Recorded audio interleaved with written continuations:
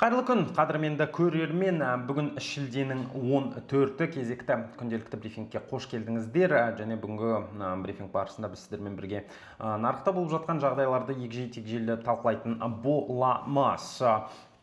Жалпы есебімен біріншіден әрине де экономикалық күнтізбеге көз салып өту қажет. Біріншіден таңғы 6:30-да GMT уақытымен Швейцария елінен өндірушілер бағаларының индексі шығайын деп жатыр. Сағат 12:30-да GMT уақытымен Америка құрама штаттарынан жалпы тұтынушылар бағалар индексі жарияланатын болмақ. 20:00 GMT уақытымен Бейли есімді Англия банкінің төрағасы сөзін айтатын болмақ. Ал кешкісін 8:30-да жалпы есебімен енді мұнай қорлары туралы ақпарат, яғни Америка құрама штаттары елінен келетін ақпарат мұнай қоры туралы жарияланатын болмақ. Сіздермен бірге жалпы есебімен айтқанда әлемдік нарықтағы негізгі оқиғаларды айтып өтетін болсақ, қаржы нарықтары аптаның жаңа сауда күнін ақш федералдық резервтік жүйесінің алдағы қадамдарына қатысты күтулер аясында бастап жатыр. Инвесторлар ақшта жарияланатын инфляциялық көрсеткіштердің алдында тәуекелдерді қайта бағалап, негізгі валюта, алтын және мұнай бағасының динамикасын мұқият бақылауда. Доллар индексі соңғы күндері қалыптасқан диапазонда саудаланып жатыр. Оның айта кететін боламыз. Біз сіздермен бірге. Сонымен қатар мұнай бағасы ұсынысқа қатысты белгісіздік пен жаһандық сұраныс болжамдарының өзгеру әсерінен құбылмалық тануда. Жалпы есебімен алтын бағасы басқа қорғаныс активтері ретінде енді сұранысты сақтап қалуда. Асықпай енді біздің негізгі тақырыптарға көше беретін болсақ, Америка құрама штаттарының доллары индексінен бастайтын боламыз.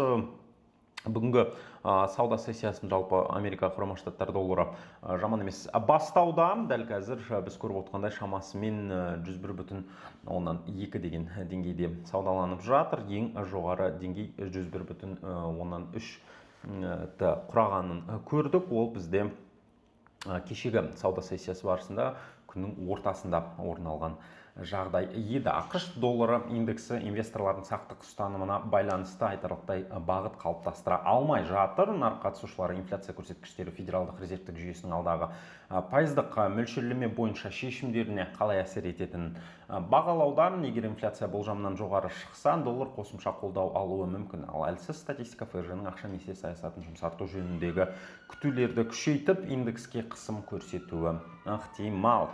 Әрмен қарай еуро-доллар жұбына көшетін болсақ, еуро ақш долларына қатысты тар диапазонда қозғалыстарын жалғастыруда.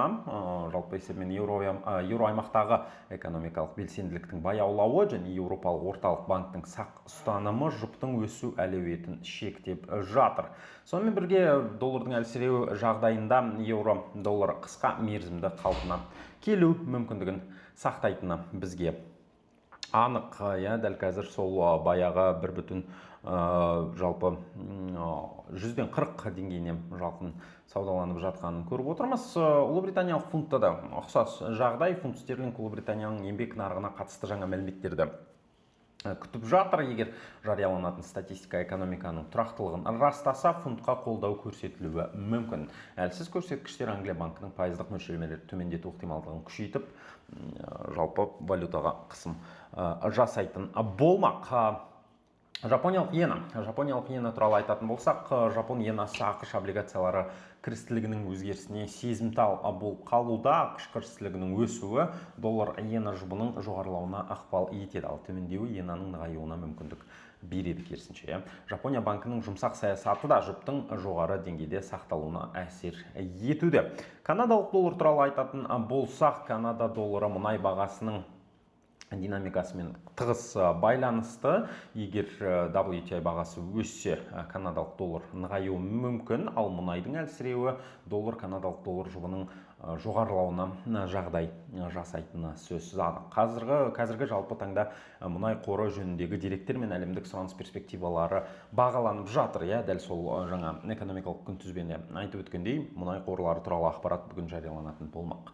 Алтын бағасы геосаяси тәуекелдер мен инфляцияға қатысты белгісіздік жағдайында қорғаныс активі ретінде сұранысты сақтауда, алайда ақш-тағы күшті макроэкономикалық статистика және доллардың нығаюы алтын бағасын шектеуі әбден ықтимал. Жалпы төмен динамиканы көріп жатырмыз. Бұны өткен брифинг барысында да айтып өткен едік, бірақ соңғы сауда сессиялары барысында сәл көтеріңкі динамика көрсетілуде алтын тарапынан. Ал WTI мұнайы туралы айтатын болсақ, ұсынысқа қатысты тәуекелдер мен әлемдік экономика өсу қарқыны жөніндегі күтулер арасында саудаланып жатыр. Онымен қатар геосаяси жағдайды да ұмытпау керек. Соңғы сол геосаяси жағдайлардың орайында WTI мұнайы 80 деген деңгейге жақындап қалғанын көріп отырмыз. Егер сұранысқа қатысты болжамдар жақсарса, қорлар көзлемі азайса, мұнай бағасы өсуін жалғастыруы мүмкін. Керісінше жағдайда қысым сақталатыны әбден ықтимал. Бірақ онымен қатар таяу шығыстағы болып жатқан экономикалық геосаяси жағдайды да біз сіздермен бірге мұқият қадағалап отырамыз. Қорытындылайтын болсақ, 14 шілдедегі сауда сессиясының негізгі назары ақш-тағы инфляциялық көрсеткіштерінің жариялануына дейінгі нарықтық күтулерге бағытталмақ. Осы фактор валюта нарығының алтын мен мұнай бағасының қысқа мерзімді динамикасына негізгі ықпалын тигізетін болады. Достар, және осымен біздің күнделікті брифинг өз мәресіне жетті. Егер Форекс нарығындағы жаңалықтарды жіберіп алмаймын дейтін болсаңыздар, міндетті түрде біздің Instagram және Telegram парақшаларымызға жазылып кетуді ұмытпаңыздар. Онымен қатар біздің YouTube арнамызға жазылып, міндетті түрде хабарламаларды да қосып алыңыздар. Келесі жалпы видеолар барысында кездескенше сау болыңыздар.